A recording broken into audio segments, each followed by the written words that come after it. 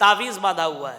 ارے میرے بھائی تعویذ اگر آپ نے باندھ لیا, دھاگا آپ نے باندھ لیا, اللہ کی قسم آپ کی نماز نہیں ہوگی, نہیں ہوگی آپ کی نماز. اللہ کے نبی صلی اللہ علیہ وسلم کے پاس ایک آدمی آیا اور بیعت لینے کے لیے آیا غالباً. اللہ کے نبی کی نظر پڑی کہ اس نے دھاگا باندھا ہوا ہے, تعویذ پہنا ہوا ہے. اللہ کے نبی نے فرمایا اس کو پہلے تم اتارو. آمنو کے ساتھ وعاملوا الصالحات کا لفظ آپ کو ملے گا. اے ایمان والو عمل کرو, لیکن کیسے؟ وعاملوا الصالحات, جو بھی عمل کرو نیک عمل کرو. نیک عمل کا مطلب یہ ہوا نبی نے جس طریقے سے عمل کر کے بتایا ہے اس طریقے سے عمل کرو.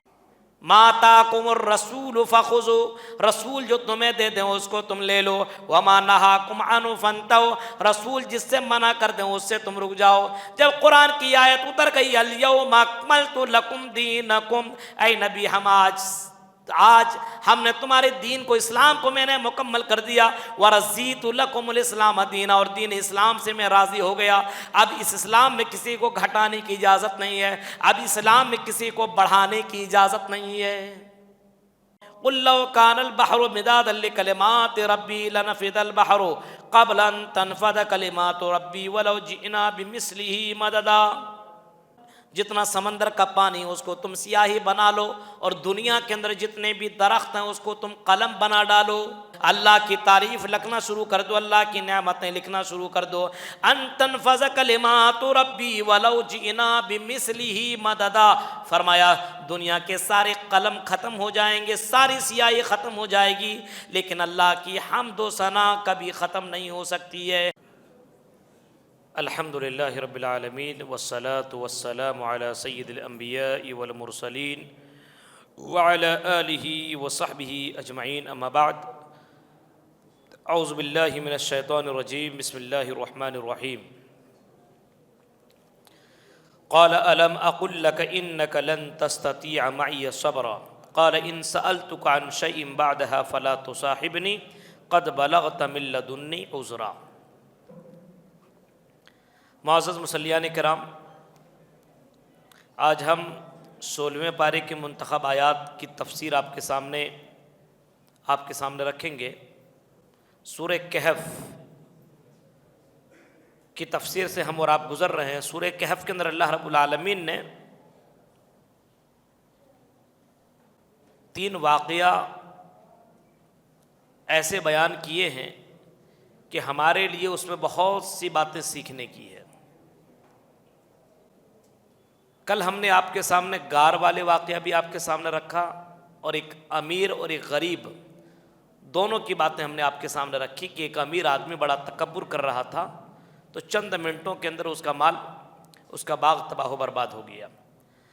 اب اس کے آگے اللہ رب العالمین نے فرمایا موسیٰ علیہ السلام کے بارے میں کہ ایک مرتبہ موسیٰ علیہ السلام اپنے لوگوں کے بیچ میں خطبہ دے رہے تھے, بیان کر رہے تھے, اور زبردست خطبہ دیا.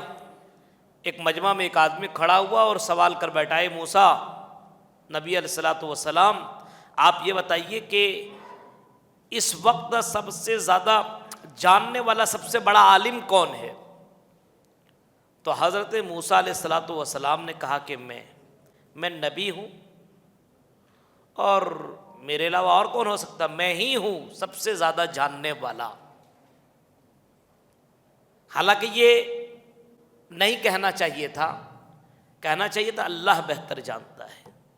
یہ جواب ہونا چاہیے تھا کہ اللہ بہتر جانتا ہے, لیکن اس نے کہا کہ میں نبی ہوں, میں ہی تو ہوں, اور پھر اور کون ہے میرے علاوہ. اللہ رب العالمین کو یہ بات پسند نہیں آئی. کوئی آدمی ہوتا ہے نا, کہہ رہے اس علاقے میں سب سے پیسے والا میں, ارے کیا پتا کتنے لوگ چھپا رستم ہوتے ہیں. اس وجہ سے کہنا چاہیے اللہ بہتر جانتا ہے. بھائی کوئی بھی آدمی اپنے آپ کو بہت بڑا عالم نہیں سمجھنا چاہیے. اللہ رب العالمین کہتا ہے وَإِذْ قَالَ مُوسَىٰ لِفَتَاهُ لَا أَبْرَحُ حَتَّىٰ أَبْلُغَ مَجْمَعَ الْبَحْرَيْنِ أَوْ أَمْضِيَ حُقُبًا. اے موسیٰ تم کہہ رہے ہو میں بہت جاننے والا ہوں, مجمع البحرین کے پاس جاؤ, ایک شخص تمہیں ملے گا جو تم سے زیادہ جانکار ہے. مجمع البحرین, دو سمندر دو دریا جہاں پہ مل رہا ہو وہاں پہ تم جاؤ، تم کو سمجھ میں آ جائے گا کہ تم کتنے جانکار ہو، کتنے نالج والے ہو۔ حضرت موسیٰ علیہ الصلاۃ والسلام کو یہ بھی کہا گیا کہ آپ جا رہے ہو تو مچھلی لے کر کے جاؤ، زیادہ راہ لے کر کے نکلو، یہاں سے توشہ بنا کر کے نکلو، اور یہ مچھلی جہاں پہ غائب ہو جائے سمجھ جانا وہیں پہ تمہارا وہ راستہ ملے گا اور اس سے تمہاری ملاقات مجمع البحرین میں ہوگی۔ حضرت موسیٰ علیہ الصلاۃ والسلام اپنے غلام کے ساتھ، جن کا نام یوشع بن نون تھا، ان کے ساتھ نکلتے ہیں اور ان کو جھولا دے دیتے ہیں، پکڑو اس کو تم، اور اس میں مچھلی بھی ہے، کھانے پینے کا سامان اس میں رکھا ہوا ہے۔ سفر کر رہے ہیں، چل رہے ہیں، چلتے چلتے ایک جگہ تھک جاتے اور آرام کرنے کے لیے لیٹ جاتے ہیں۔ یہ یوشع بن نون نے اس جھولا کو بغل میں رکھ لیا،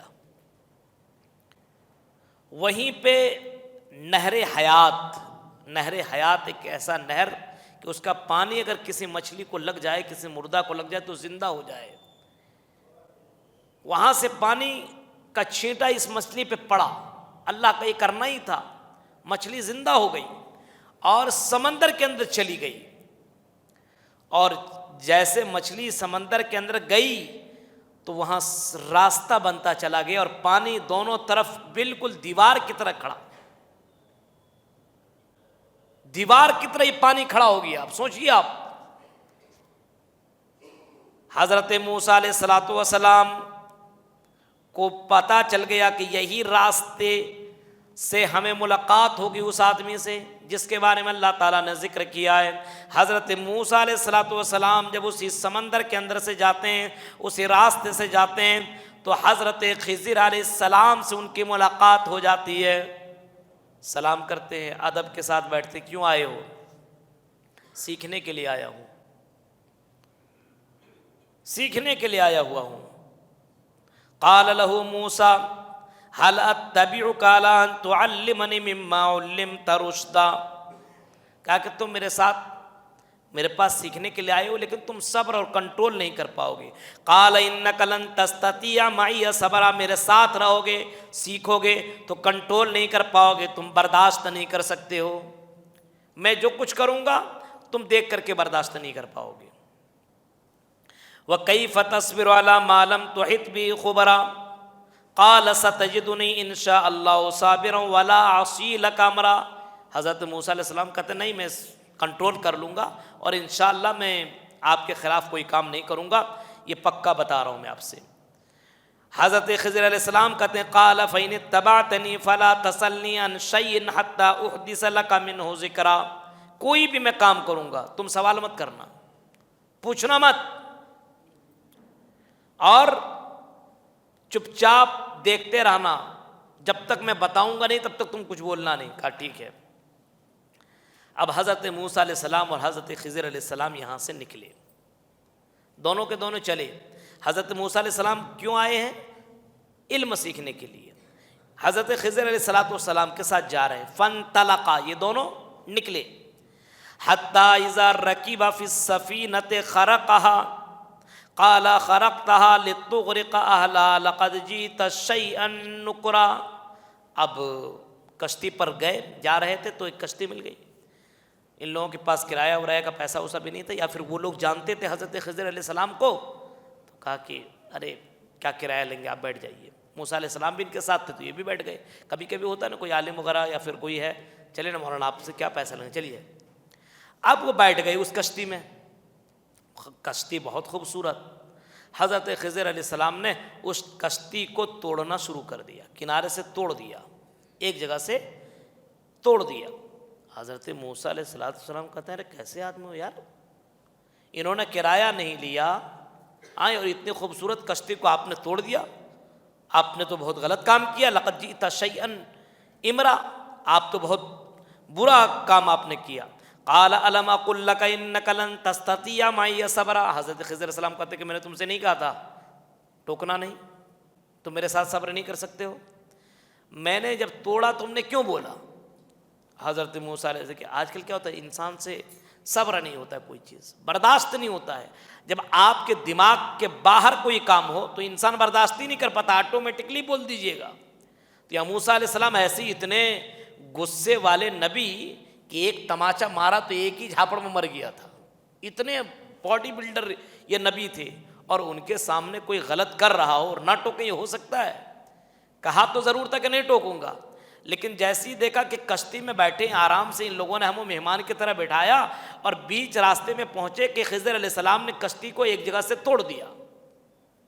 موسیٰ علیہ السلام نے فوراً ٹوک دیا، ارے کیا کر رہے ہیں آپ جی؟ انہوں نے کرایہ نہیں لیا، ہمیں مہمان کی طرح بٹھایا، آپ توڑ دیا، آپ تک غلط، کیسا غلط کام کیا آپ نے؟ تو فوراً کہا کہ تم نے صبر نہیں کیا، تم کو بولا تھا نا مت ٹوکنا، کیوں ٹوکے؟ اب حضرت موسیٰ علیہ السلام کہتے ہیں قال لا تؤاخذنی بما نسیت ولا ترهقنی من امری عسرا، ارے بھول گیا تھا، غلطی ہو گئی، چلیے اب نہیں ٹوکوں گا۔ فانطلقا، پھر نکلے، حتی اذا لقی غلاما فقتلا، نکلے وہاں سے، سمندر سے باہر نکلے تو ایک جگہ گئے تو بہت سارے بچے کھیل رہے تھے، ایک بچہ تھا، بڑا خوبصورت بچہ تھا، دکھنے میں بھی بڑا اچھا لگ رہا تھا۔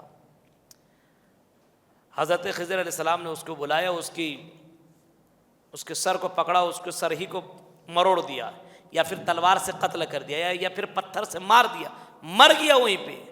حضرت موسیٰ علیہ السلام ہے یہ کیا کر رہے ہیں؟ قال قتلت نفسا زکیۃ بغیر نفس، آپ نے بغیر کسی گناہ کی کسی ایک بچے کو آپ نے ایسے مار دیا، لقد جئت شیئا نکرا، آپ نے تو بہت برا کام کیا۔ اب حضرت موسیٰ علیہ السلام کو جواب جو دیتے خضر علیہ السلام 16ویں پارے کی سٹارٹ میں، قال الم اقل لک انک لن تستطیع معی صبرا، میں نے کہا تھا نا تم میرے ساتھ صبر نہیں کر سکتے، کنٹرول نہیں ہوگا۔ اب حضرت موسیٰ علیہ السلام یہ کہتے قال ان سألتک، حضرت موسیٰ علیہ السلام سب لاسٹ کرے، قال ان سألتک عن شیء بعدها فلا تصاحبنی قد بلغت من لدنی عذرا، اگر تم نے اس بار میں کوئی کام کیا اور اگر تم نے سوال کر بیٹھا تو یاد رکھنا کہ ہمارا اور تمہارا اب معاملہ ختم، تم اپنے راستے، ہم اپنے راستے، بار بار ٹوک رہے ہو۔ حضرت موسیٰ علیہ السلام بھی جلالی آدمی تھے، ٹھیک ہے اب نہیں کچھ کہیں گے، اور کہہ دیا تو ٹھیک ہے ہم آپ کے ساتھ نہیں رہیں گے، جائیے لاسٹ مرتبہ ہم آپ کے ساتھ چلنا چاہ رہے ہیں۔ پھر وہاں سے نکلے، فانطلقا حتى اذا اتيا اهل قرية استطعما اهلها فابوا ان يضيفوهما فوجدا فيها جدارا يريد ان ينقض فقام قال لو شئت لاتخذت عليه اجرا۔ حضرت موسیٰ اور حضرت خضر یہ دونوں کے دونوں وہاں سے نکلے، بھوک لگی ہوئی تھی، ایک گاؤں میں، ایک بستی، ایک قریہ میں پہنچ جاتے ہیں۔ قریہ والوں نے، گاؤں والوں نے ان لوگوں کو کھانا نہیں کھلایا، مہمان نوازی نہیں کی۔ پتہ یہ چلا کہ آپ کی بستی میں کوئی آدمی آئے، کوئی اجنبی آدمی ہو تو کم سے کم اس کو ایک مرتبہ ضرور پوچھیے آپ نے کھانا کھایا ہے کہ نہیں کھایا ہے۔ نہیں پوچھا ان لوگوں نے۔ اب ایک جگہ ٹیک لگا کر کے بیٹھے ہوئے تو نظر پڑی خضر علیہ السلام کی کہ دیوار گرنے والی ہے۔ حضرت خضر علیہ السلام اٹھے اور آپ نے دیوار کو ٹھیک کر دیا۔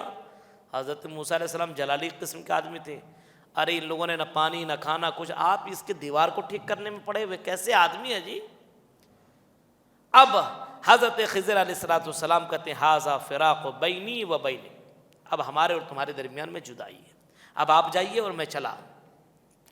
سأنبئک بتأویل ما لم تستطیع علیہ صبرا، لیکن میں تم کو بتا کر کے جاؤں گا جہاں جہاں پہ تم نے کنٹرول نہیں کر سکا، مجھے اللہ نے کیا علم دیا میں یہ تمہیں بتانا چاہ رہا ہوں۔ فرمایا اما السفینۃ فکانت لمساکین یعملون فی البحر فاردت ان اعیبها وکان وراءہم ملک یاخذ کل سفینۃ غصبا۔ آئی موسیٰ، جو ہم سمندر میں کشتی میں سوار جو ہوئے تھے، اور کشتی بڑی خوبصورت تھی، یہ کشتی کن کی تھی تمہیں معلوم ہے؟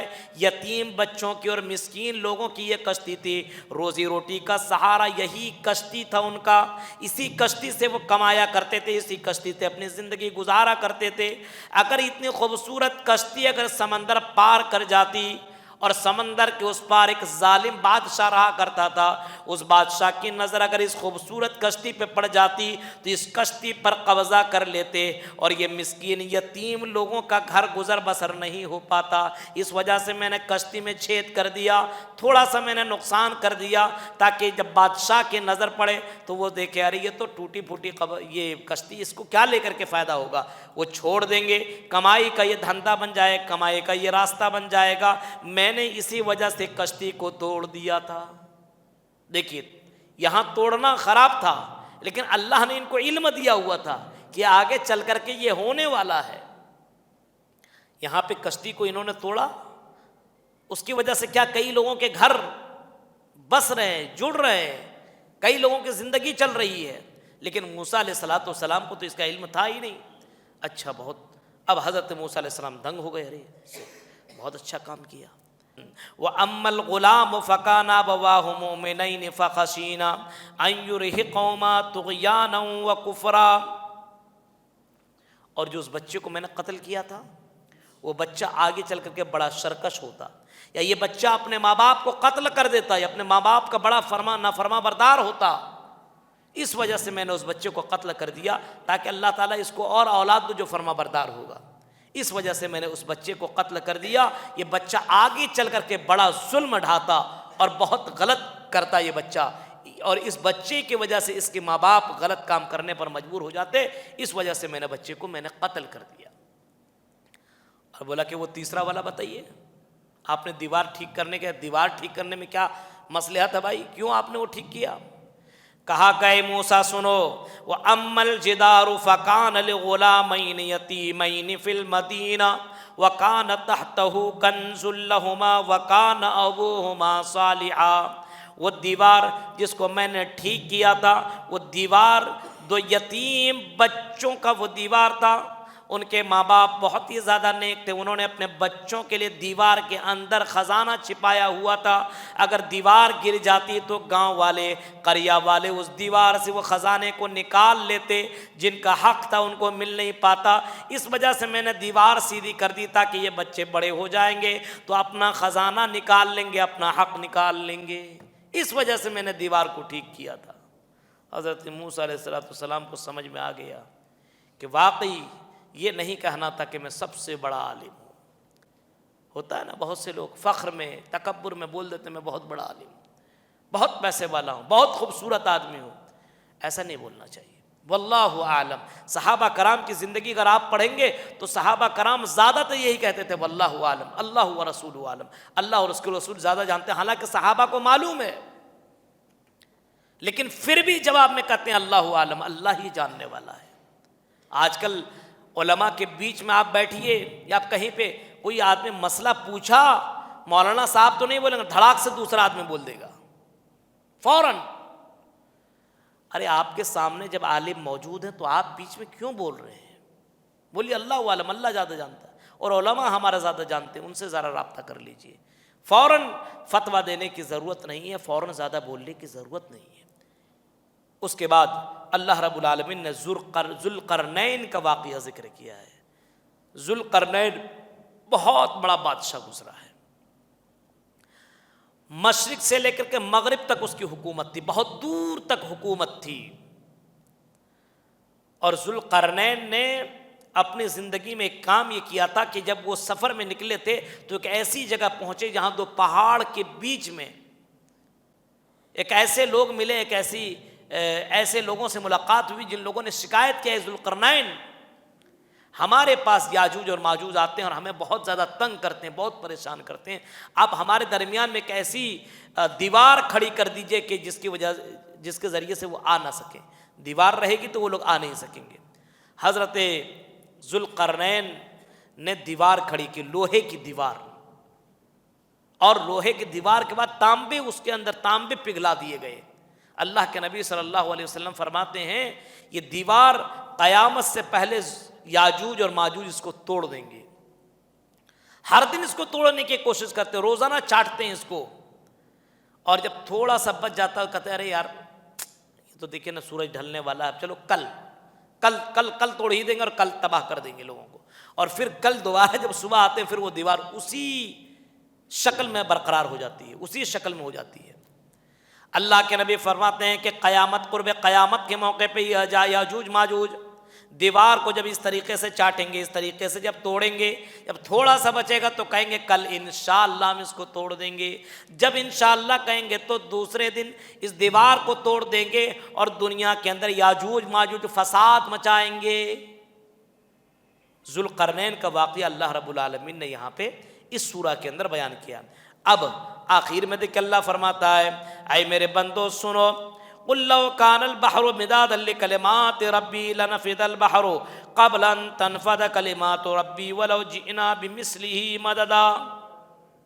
اے نبی آپ اعلان کر دو جتنا سمندر کا پانی اس کو تم سیاہی بنا لو، اور دنیا کے اندر جتنے بھی درخت ہیں اس کو تم قلم بنا ڈالو، جتنے بھی درخت ہیں اس کو قلم بنا ڈالو، اس کو پین بنا ڈالو، اور دنیا کے اندر جتنے بھی سمندر ہوں سمندر کو تم سیاہی بنا ڈالو، اور اس سیاہی سے اللہ کی حمد و ثنا لکھنا شروع کر دو، اللہ کی تعریف لکھنا شروع کر دو، اللہ کی نعمتیں لکھنا شروع کر دو۔ ان تنفذ کلمات ربی ولو جئنا بمثلہ مددا، فرمایا دنیا کے سارے قلم ختم ہو جائیں گے، ساری سیاہی ختم ہو جائے گی، لیکن اللہ کی حمد و ثنا کبھی ختم نہیں ہو سکتی ہے۔ اللہ نے جو نعمتیں دی ہے ان نعمتوں کو لکھ کر کے تم اس کا شکریہ ادا نہیں کر سکتے ہو۔ اس کے بعد اللہ رب العالمین فرماتا ہے اے نبی اعلان کر دو کہ میں تمہاری طرح کی انسان ہوں، میرے طرف اللہ رب العالمین وحی کرتا ہے۔ فمن کان یرجو لقاء ربی، جو اللہ سے ملاقات کی امید رکھتا ہے، جو اللہ سے ملنے کی امید رکھتا ہے کہ ایک دن اللہ سے مجھے ملنا ہے، تو دو کام کرو، دو ہی کام کرنا ہے۔ فَلْيَعْمَلْ عَمَلًا صَالِحًا، نیک عمل کرو۔ فَلْيَعْمَلْ عَمَلًا صَالِحًا، نیک عمل کس کو کہتے جانتے ہیں؟ نماز آپ پڑھ رہے ہیں لیکن نماز نبی کی طریقے پہ پڑھیے گا تب نیک عمل ہے۔ نماز آپ پڑھ رہے ہیں لیکن جس کے طریقے پہ چاہے جیسا من چاہے ویسا پڑھ لیجئے، چلے گا؟ نہیں چل سکتا ہے۔ روزہ رکھ رہے ہیں یہ بھی نیک عمل ہے، یہ بھی عبادت ہے، لیکن روزہ نبی نے کس طریقے سے رکھا اس طریقے سے آپ روزہ رکھیں گے تب نیک عمل ہوگا۔ آپ کوئی کام کر رہے ہیں میرے بھائیو، صدقہ خیرات کر رہے ہیں، نبی نے کس طریقے سے کیا؟ آپ کسی کی مدد کر رہے ہیں تو کس طریقے سے نبی نے کیا؟ فَلْيَعْمَلْ عَمَلًا صَالِحًا، نیک عمل کیجئے۔ کچھ لوگ ہوتے ہیں نا نماز پڑھتے ہیں لیکن بہت سے لوگ نماز بھی پڑھ رہے ہیں، اور نماز پڑھنے والے بہت سے لوگ کیا ہے کہ دھاگے پیر کے اندر دھاگا باندھا ہوا ہے، تعویذ باندھا ہوا ہے۔ ارے میرے بھائی تعویذ اگر آپ نے باندھ لیا، دھاگا آپ نے باندھ لیا، اللہ کی قسم آپ کی نماز نہیں ہوگی، نہیں ہوگی آپ کی نماز۔ اللہ کے نبی صلی اللہ علیہ وسلم کے پاس ایک آدمی آیا اور بیعت لینے کے لیے آیا غالباً، اللہ کے نبی کی نظر پڑی کہ اس نے دھاگا باندھا ہوا ہے، تعویذ پہنا ہوا ہے، اللہ کے نبی نے فرمایا اس کو پہلے تم اتارو۔ اس وجہ سے یہ دھاگا، یہ تعویذ جس کو باندھ کر کے آدمی یہ سوچتا ہے کہ اللہ جیسے اللہ ہماری حفاظت کرتا ہے یہ دھاگا بھی حفاظت کرتا ہے، یہ بھی شرک ہے۔ اور ظاہر سی بات آپ دھاگا اور تعویذ پہن کر کے آئیے گا تو آپ کی نماز کیسے ہوگی؟ آپ عمل کر رہے ہیں تو نیک عمل کیجئے، عمل کرنے کا کہیں پہ حکم نہیں ہے۔ قرآن کریم کے اندر چلے جائیے آپ، آمنو کے ساتھ وعاملوا الصالحات کا لفظ آپ کو ملے گا۔ اے ایمان والو عمل کرو، لیکن کیسے؟ وعاملوا الصالحات، جو بھی عمل کرو نیک عمل کرو۔ نیک عمل کا مطلب یہ ہوا نبی نے جس طریقے سے عمل کر کے بتایا ہے اس طریقے سے عمل کرو، اور اس عمل کے لیے دوسری شرط ہے خالص، اخلاص، ڈپلیکیٹ نہیں، اوریجنل، دکھاوا نہیں، ریاکاری نہیں، اللہ کے لیے کرو۔ جس عمل کے اندر دو شرطیں موجود ہو وہ عمل صالح ہے اور وہ عمل قابل قبول ہوگا۔ اس کو سمجھ لیے اچھے سے، ورنہ پوری رات نماز پڑھی اللہ کی قسم کوئی فرق نہیں پڑے گا، زندگی بھر عبادت کرتے رہیے کوئی فرق نہیں پڑے گا، لیکن اگر آپ عبادت کر رہے ہیں تو عبادت خالص ہونا چاہیے، اللہ کے لیے ہونا چاہیے، دکھاوا ریاکاری نہیں۔ اور دوسرا وہ عمل اللہ کے نبی نے کس طریقے سے وہ کام کیا، جیسے اللہ کے نبی صلی اللہ علیہ وسلم نے تراویح کی نماز پڑھی تو کس طریقے سے آپ نے پڑھی؟ اللہ کے نبی صلی اللہ علیہ وسلم نے نکاح کیا تو یہ نکاح کرنا بھی عبادت ہے، لیکن کس طریقے سے؟ ہمارے یہاں رسم و رواج دیکھ رہے ہیں آپ، تو آپ نبی کے طریقے کو فالو جب تک نہیں کریں گے وہ عمل قابل قبول ہو ہی نہیں سکتا ہے۔ کسی بھی طریقے سے فلاں امام نے کیا کیا، فلاں امام نے کیا کیا، فلاں امام نے، کوئی امام آپ کا دلیل ہے ہی نہیں۔ امام کائنات جناب محمد رسول اللہ صلی اللہ علیہ وسلم یہی ہمارے دلیل ہیں۔ ما آتاکم الرسول فخذوا، رسول جو تمہیں دے دیں اس کو تم لے لو، وما نہاکم عنہ فانتہوا، رسول جس سے منع کر دیں اس سے تم رک جاؤ۔ جب قرآن کی آیت اتر گئی الیوم اکملت لکم دینکم، اے نبی آج ہم نے تمہارے دین کو، اسلام کو میں نے مکمل کر دیا، ورضیت لکم الاسلام دینا، اور دین اسلام سے میں راضی ہو گیا۔ اب اس اسلام میں کسی کو گھٹانے کی اجازت نہیں ہے، اب اسلام میں کسی کو بڑھانے کی اجازت نہیں ہے۔ جب گھٹا نہیں سکتے، بڑھا نہیں سکتے، تو میرے بھائیوں جھگڑی کیوں؟ نہ ہماری چلے گی نہ تمہاری چلے گی، نہ ہمارے مولوی کی چلے گی نہ تمہارے مولوی کی چلے گی، نہ تیرے مفتی نہ میرے مفتی۔ ہمیں دیکھنا ہوگا کہ جناب محمد الرسول اللہ نے کیا فرمایا ہے۔ نبی نے نماز کیسی پڑھی ہے ویسی نماز پڑھ لو، نبی نے روزہ کیسے رکھا ویسے روزہ رکھ لو، نبی نے زندگی کیسے گزاری ویسی زندگی گزار لو، نبی نے شادی بیاہ کیسے کیا ویسے کر لو۔ میرے بھائیوں نبی کو فالو کرو گے، کل قیامت کے دن اللہ کے نبی تو ہمارے امام ہوں گے، اس امام کو تم فالو کرو، اس امام کے متبع بن جاؤ، اس امام کے نقش قدم پہ چل جاؤ۔ فرمایا من اتانی دخل الجنہ، جو میری اطاعت کرے گا جنت میں داخل ہوگا۔ جھگڑے ختم۔ بہت سے ہوتے نا، یہ شافعی کو ماننے والا، یہ حنبلی کو ماننے والا، یہ امام احمد ابن حنبل کو فالو کر رہا ہے، امام عبد القادر جیلانی کا فالوور ہے، امام مالک کا فالوور ہے، امام مالک کو ماننے والا ہے۔ ہم نہیں کہتے ان اماموں کو مت مانو، ان اماموں کو ضرور مانو، لیکن یہ امام اگر کوئی کام کریں اور ان کا کام اگر نبی کے حدیث سے اگر ٹکرا جائے تو ان امام کی باتوں کو زمین پر مار دو اور جناب محمد رسول اللہ کی بات کو لے لو۔ یہی تو ہے آمنا و صدقنا۔ ان اماموں میں اپنے اپنے محنت سے کوشش کیا، اپنی محنت سے اسلام کو حاصل کرنے کے لیے اور سچ دین کو جاننے کی کوشش کیا، لیکن سارے اماموں نے یہی کہا، سارے اماموں میں یہی کہا کہ اگر تمہیں صحیح حدیث مل جائے فہو مذہبی، وہی میرا مذہب ہے، وہی میرا مذہب ہے۔ میں نے کوشش کیا اگر آپ کو جو میں حدیث بیان کر رہا ہوں اگر اس کے خلاف کوئی اور حدیث مل جائے، صحیح حدیث مل جائے اور امام کائنات کی وہ حدیث ہے تو میری بات کو رد کر دینا اور محمد رسول اللہ کی بات کو لے لینا۔ سارے جھگڑے ختم ہیں میرے بھائیوں، صرف فلیعمل عملا صالحا، نیک عمل کیسے ہو سکتا ہے؟ عمل صرف کرنے کا نہیں، نیک عمل کیسے کریں؟ ولا یشرک بعبادت ربہ احدا، اور اپنے رب کے ساتھ کسی کو شریک نہ کریں۔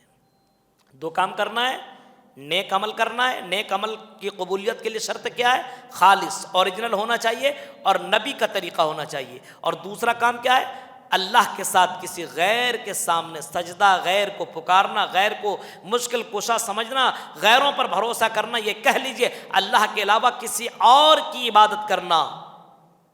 اگر کوئی یہ کام کرتا ہے تو پھر سمجھ لیجئے اللہ سے اس کی ملاقات کے وہ جہنم میں جائے گا، لیکن اللہ ہی کی عبادت کر رہا، ولا یشرک بعبادت ربی احدا، اللہ کے ساتھ کسی کو شریک نہیں کر رہا ہے، یہ دو اگر عمل اس کے پاس ہے تو اللہ سے ملاقات کرے گا اور ایسے بندے کو اللہ تعالیٰ جنت کے اندر داخل کرے گا۔ اب ہم داخل ہوتے ہیں سورہ مریم کے اندر۔ یہ سورہ مریم، ایک لڑکی کے نام سے یہ سورہ ہے، سورہ مریم۔ اس سورہ کے اندر حضرت مریم علیہ السلام کا واقعہ بیان کیا گیا، اس وجہ سے اس سورہ کا نام سورہ مریم ہے۔ اب اس سورہ کے شروعات میں جب اللہ کے نبی صلی اللہ علیہ وسلم کے دور میں مسلمانوں کو بہت تکلیف ہوئی، بہت ستایا گیا، کافروں نے بہت ستایا، تو یہ لوگ کچھ لوگ ہجرت کر کے حبشہ کی طرف روانہ ہو گئے اور حبشہ میں پہنچ گئے۔ اب ہر گھر سے ایک ایک آدمی جا رہا ہے، ہجرت کر رہا ہے۔ اب کافروں کو بڑا برا لگا، کہا ارے یار حبشہ کی طرف جا رہے، چلو ہم لوگ حبشہ پہنچیں گے اور وہاں کے بادشاہ سے ملیں گے اور وہاں سے بھی مسلمانوں کو بھگوائیں گے۔ کچھ لے دے کر کے تحفہ تحائف لے کر کے پہنچے اور وہاں پہ ان کے خلاف شکایتیں کی۔ وہاں کا بادشاہ جو نجاشی بادشاہ تھا اس نے مسلمانوں کو بلایا اور ان کی باتیں سنی، اس کے بعد بولا کہ اس میں کوئی بڑی بات نہیں، ارے تم لوگ تکلیف دیتے ہو تو یہ مسلمان یہاں آ گئے، کیا مسئلہ ہے؟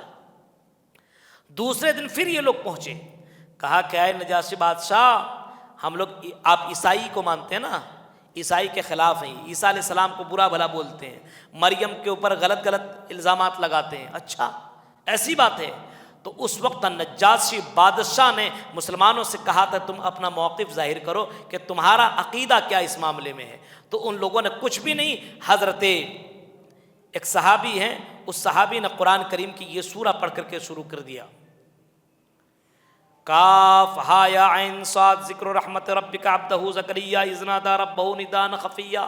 یہاں سے پڑھنا جیسے شروع کیا وہ نجاشی بادشاہ کی آنکھوں سے آنسو گرنا شروع ہو گیا. اس کو پتہ چل گیا, اس نے کہا کہ بالکل سچ کہہ رہا ہے مسلمان. کہا کہ کوئی تمہیں یہاں سے نکال نہیں سکتا, یہیں پہ رہو, جب تک رہنا رہو, امن و امان کے ساتھ رہو. تو یہاں پہ شروعات میں حضرت زکریا علیہ السلام کا ذکر ہے کہ زکریا علیہ السلام بوڑھے ہو چکے ہیں, ایک دم بڑھاپے کو پہنچ چکے ہیں, اور بڑھاپے کی عمر میں کیا کہہ رہے ہیں, اللہ سے دعا مانگ رہے ہیں. کیسے مانگ رہے ہیں؟ اذ نادی ربہ نداء خفیا. میرے بندے حضرت زکریا نے اپنے رب کو پکارا, چپ کے پکارا, چپکے چپکے, بہت چیخ چلا کر کے نہیں. بہت سے لوگوں کو دیکھیں نا چلا کر کے, ارے اللہ کو پکار رہے تو اللہ سمندر کی گہرائیوں کی باتوں کو سننے والا ہے. آپ آرام سے پکاریے, رو رو کر کے, ادعوا ربکم تضرعا وخفیا, بالکل تنہائی میں اور اللہ سے عاجزی کے ساتھ روتے ہوئے کوئی چیز آپ مانگیے. اذ نادی ربہ نداء خفیا. حضرت زکریا نے چپ کے اللہ کو پکارا اور کہا رب انی وہن العظم منی واشتعل الراس شیبا ولم اکن بدعائک رب شقیا. اے پروردگار عالم, میرا بال سفید ہو گیا, میری ہڈیاں کمزور ہو چکی ہے. اے پروردگار عالم, مجھے ایک وارث عطا فرما. اے اللہ مجھے ایک وارث عطا فرما جو وارث تیرے دین کو آگے بڑھا کر کے لے کر کے جائے گا. میری بیوی بانجھ ہے لیکن پھر بھی اللہ میں تجھ سے یہ دعا مانگ رہا ہوں. اللہ رب العالمین نے اپنے اس بندی کے زکریا کی دعا کو سن لیا اور فرمایا یا زکریا انا نبشرک بغلام اسمہ یحییٰ لم نجعل لہ من قبل سمیہ. اے زکریا ہم تمہیں یحییٰ علیہ السلام کی ہم تمہیں بشارت سنا رہے ہیں, ایک بچے کی ہم تمہیں بشارت دے رہے ہیں, اس کا نام یحییٰ ہوگا. لم نجعل لہ من قبل سمیہ, اس سے پہلے یحییٰ کسی نے نام نہیں رکھا. دعا مانگی کتنے عمر میں؟ بڑھاپی کی عمر میں. اور بڑھاپی کی عمر میں یہ دعا حضرت زکریا مانگ رہے ہیں. اور جب آپ سورہ آل عمران کے اندر جائیں گے وہاں بھی آپ کو ایک منظر ملے گا کہ حضرت زکریا نے جب حضرت مریم کو دیکھا کہ بغیر موسم کے پھل آ رہے ہیں تو پوچھا اے مریم یہ پھل کہاں سے تمہیں مل رہے ہیں؟ یا مریم انا لک ھذا, اے مریم یہ بغیر موسم کے پھل تمہیں کون لا کر کے دے رہا ہے؟ تو حضرت مریم علیہ السلام نے جواب دیا تھا قالت ہوا من عند اللہ, وہ اللہ مجھے لا کر کے دے رہا ہے اور اللہ ہر چیز پر قادر ہے. اس موقع پہ حضرت زکریا علیہ السلام نے دعا مانگی. ہنالک دعا زکریا رب قال رب ھب لی من لدنک ذریۃ طیبہ. اے اللہ جب بغیر موسم کے تو پھل دے سکتا اللہ تو مجھے اولاد بھی تو دے سکتا ہے. میرے پیارے ساتھیوں, اللہ رب العالمین نے بڑھاپی کی عمر میں 90 سال کی عمر میں حضرت زکریا کو, جبکہ اس کی بیوی بانجھ تھی, پھر بھی اللہ تبارک و تعالیٰ نے اس عورت کے بطن سے یحییٰ علیہ السلام ان کو دے دیا. اللہ سے مانگو میرے بھائی. کتنے لوگ ہوتے ہیں اللہ سے مانگا نہیں, 1 سال ہوا ہی نہیں, بچہ نہیں ہو رہا مولوی صاحب, اب کیا کرے گا؟ کبھی اس مزار کے پاس, کبھی اس کے پاس, کبھی اس مولوی کے پاس, کبھی وہ مولوی دوا دے رہا تو اس دوا کو لے رہا ہے, اس کو کھلا رہا ہے. ارے میرے بھائی کچھ دن صبر تو کر لو, صبر کر لو, کچھ دن اللہ کے سامنے گڑ گڑاؤ تو صحیح, مانگو تو صحیح. حضرت زکریا علیہ السلام 90 سال تک مانگ رہے ہیں. حضرت ابراہیم علیہ السلام خلیل اللہ 80 سال تک اللہ سے مانگ رہے ہیں, تب اللہ تعالیٰ ان کو اولاد سے نواز رہا ہے. یہاں پہ 2 سال شادی کو ہوا نے تانے بازے شروع, لڑکی کو طرح طرح کی باتیں کہنا شروع کر دیا. بتائیے اب لڑکی کا کیا قصور ہے؟ میرے بھائیوں اللہ رب العالمین اس بات پر قادر ہے, کب کس کو لڑکا دینا, کب کس کو لڑکی دینا, کب اولاد دینا, یہ اللہ رب العالمین کے اوپر نربھر ہے, یہ بندوں کا کسی کا اختیار نہیں ہے. اس کے بعد اللہ رب العالمین نے حضرت مریم کا واقعہ بتایا. میری مائیں بہنیں اگر آئی ہوئی ہیں تو حضرت مریم کے اس منظر کو آپ سنیے. حضرت مریم علیہ السلام کا واقعہ اللہ رب العالمین نے بتایا.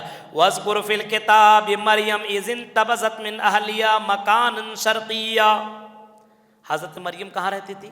بیت المقدس کے بغل میں, بیت المقدس ہے، اس کے بغل میں ایک روم تھا، اسی میں وہ رہتی تھی اور خدمت کیا کرتی تھی، کیونکہ اس کی ماں نے نظر مانی تھی کہ جو بھی بچہ پیدا ہوگا، بیٹا ہو یا بیٹ کوئی بھی ہو، ہم اس کو اللہ کے راہ میں وقف کر دیں گے۔ تو بیٹا کی جگہ بیٹی ہو گئی۔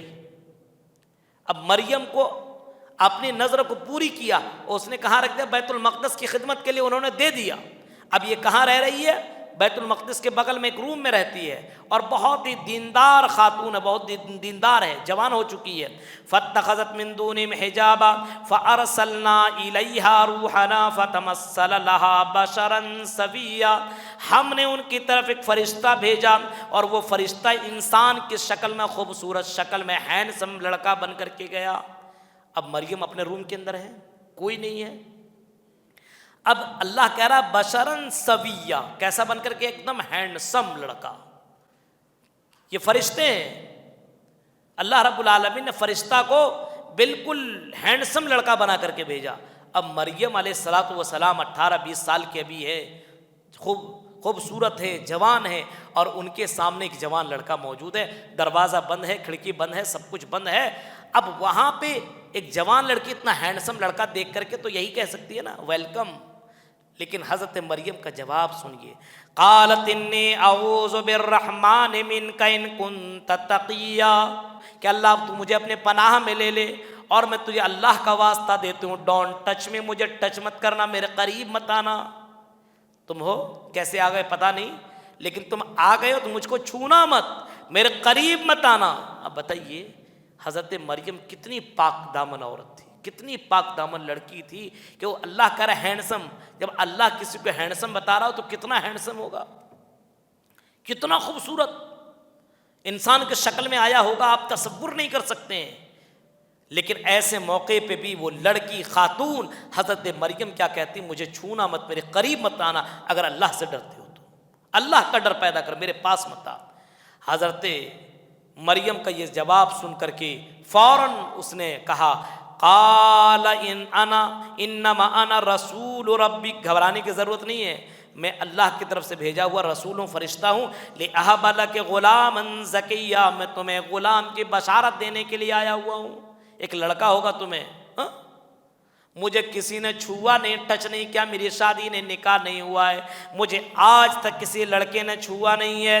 قالت انا یکون لی غلام، مجھے لڑکا کیسے ہو سکتا ہے؟ ولم یمسسنی بشر، مجھے کسی لڑکا نے ٹچ بھی نہیں کیا ہے، ولم اک بغیا، نہ ہی میں نے کوئی گناہ کیا ہے، تو لڑکا کیسے ہو سکتا ہے؟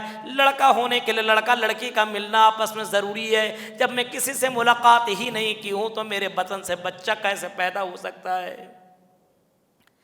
یہ کہہ رہی ہے حضرت مریم، جواب میں کہتا ہے فرشتہ قال کذالک، یہی ہوگا، قال ربک هو علی ہین، اللہ کے لیے بڑا آسان ہے، وَلِنَجْعَلَهُ آیَةً لِلنَّاسِ وَرَحْمَةً مِنَّا وَكَانَ أَمْرًا مَقْضِيًّا، یہ اللہ کے لیے بڑا آسان ہے، اور یہ بچہ جو پیدا ہوگا دنیا کے لیے ایک نشان ہی بن جائے گا یہ، اور اللہ کا جو فیصلہ وہ ہو چکا ہے۔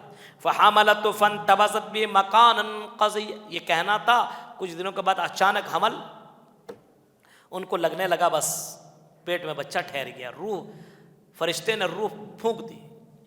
اس کی تفسیر میں جائیے اور قریب میں جائیے تو پتہ چلے گا کہ فرشتے نے بس پھونک دیا اور پیٹ کے اندر حمل ٹھہر گیا۔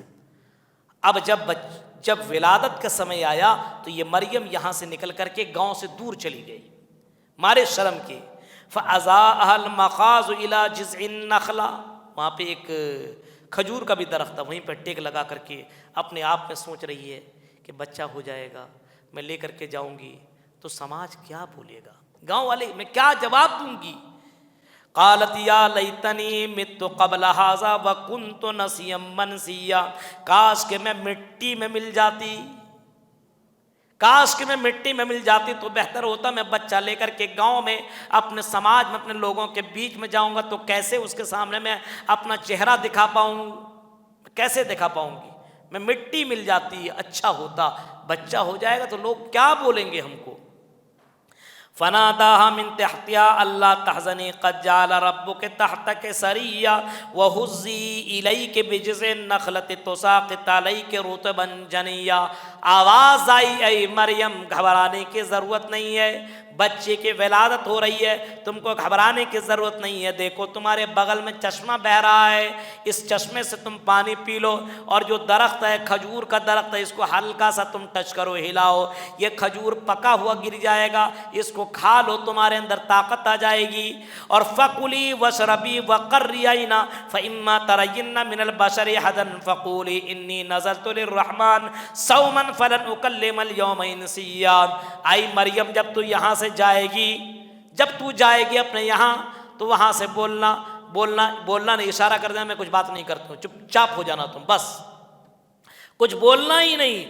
یا اخت ہارون ما کان ابوک امرأ سوء وما کانت امک بغیہ. جب یہ بچہ پیدا کر کے گود میں لے کر کے اپنے گاؤں پہنچتی ہے، سب لوگ یہ کیا، یہ تو مسجد کے بغل میں رہتی تھی، اتنا پاپ کر کے آئی، بچہ ہو گیا. آدمی تو ایسے لوگوں پر زیادہ تانا کستا ہے، زیادہ برا بھلا ایسے لوگوں کو بولتا ہے. اور لڑکی، اس کی تو حالت خراب، سب لوگوں نے گھیر لیا، اور اس سے طرح طرح کے سوالات. آئی مریم تیرا بھائی بھی اچھا، تیرے ماں باپ بھی اچھے، تمہارے ماں باپ بھی اچھے، وما کانت امک بغیہ، تمہاری ماں نے بھی کوئی غلط کام کبھی نہیں کیا، تم نے ایسا غلط کام کیسے کر لیا؟ حضرت مریم علیہ السلام نے کچھ نہیں جواب دی، بلکہ فاشارت الیہ، بچے کی طرف اشارہ کر دیا، بچے کی طرف.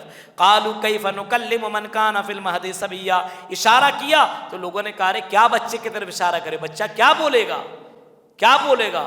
جواب میں وہ بچہ حضرت عیسیٰ علیہ السلام بول پڑا، قال انی عبد اللہ آتانی الکتاب وجعلنی نبیا، میں اللہ کا بندہ ہوں اور اللہ تعالیٰ نے مجھے نبی بنا کر کے بھیجا ہے. وجعلنی مبارکا اینما کنت واوصانی بالصلاۃ والزکاۃ ما دمت حیا، اور اللہ نے مجھے نماز پڑھنے کا حکم دیا اور زکوٰۃ دینے کا حکم دیا جب تک میں زندہ رہوں.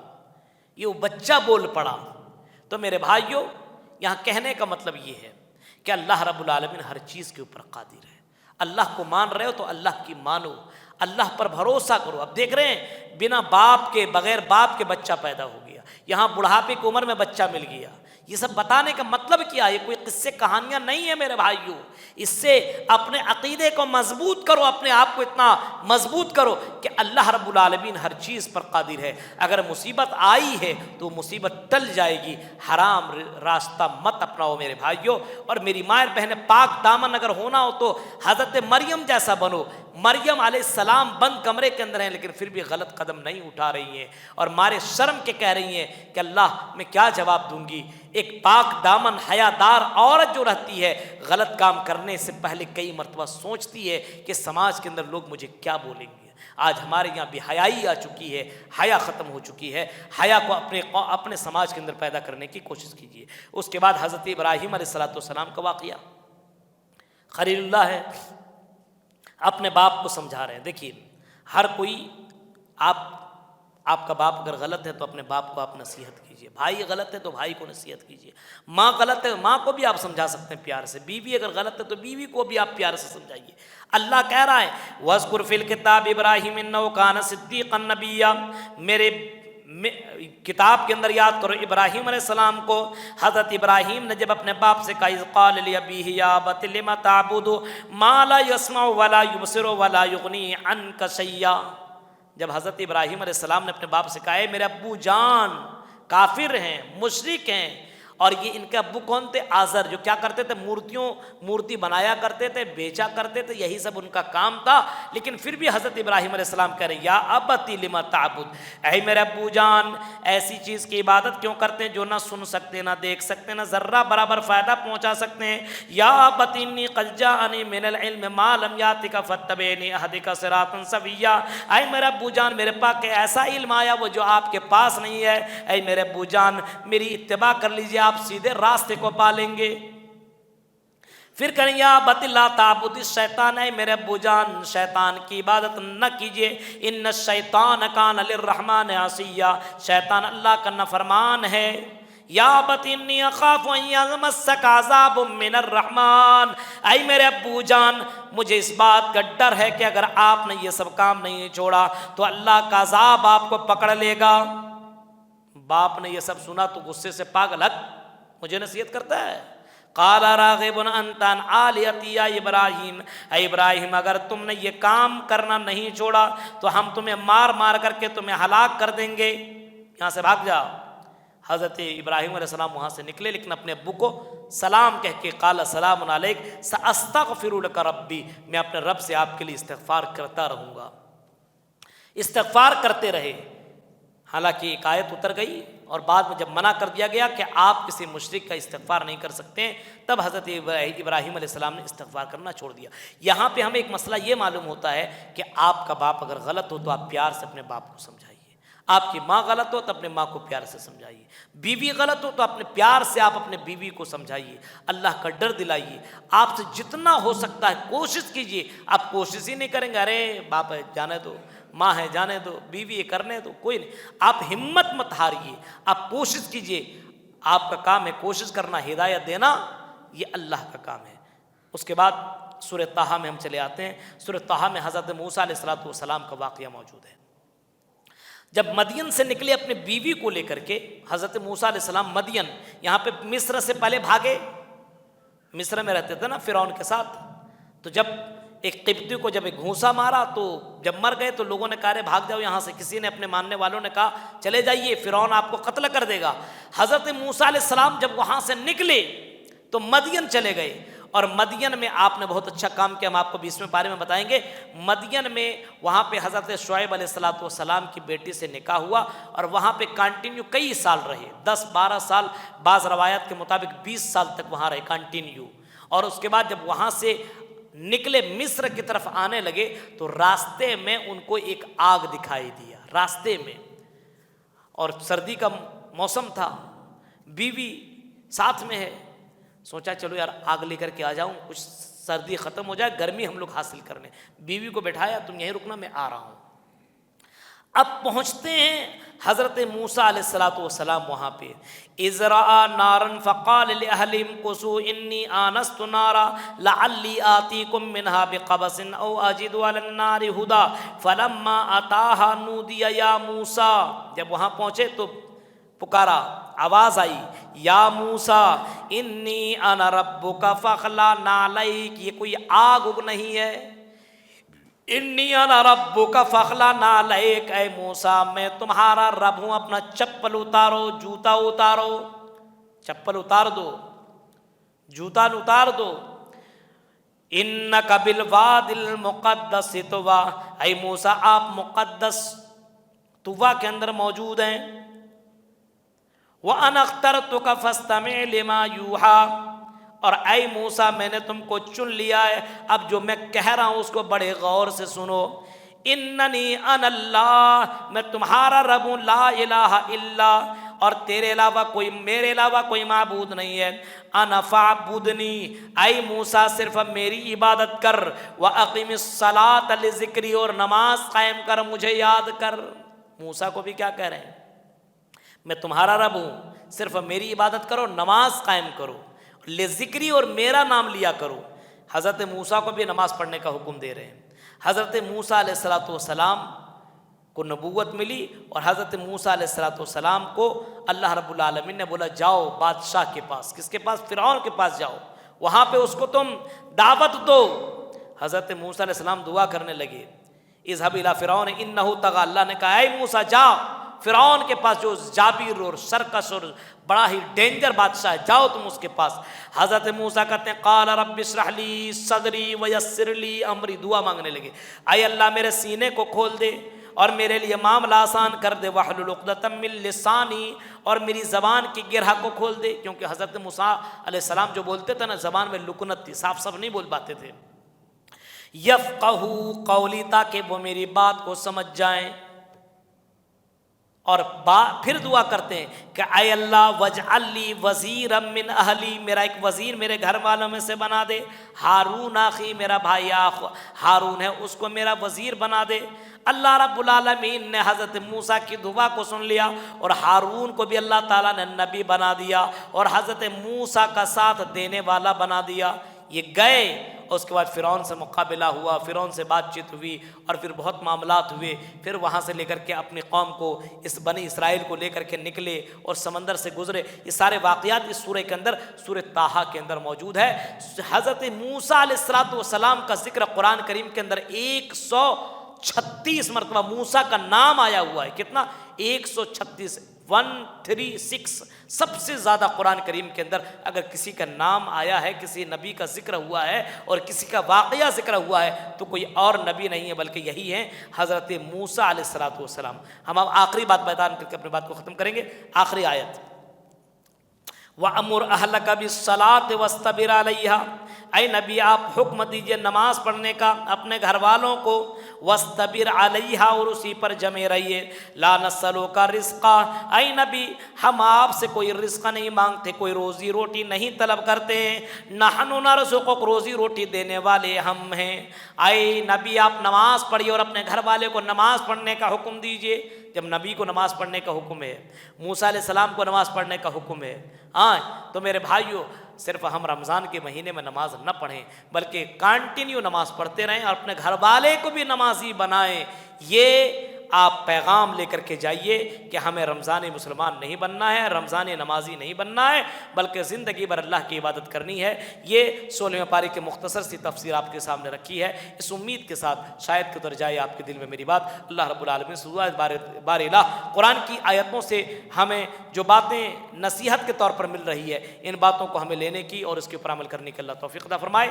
آمین۔ وآخر دعوانا الحمدللہ رب العالمین، والسلام علیکم ورحمۃ اللہ۔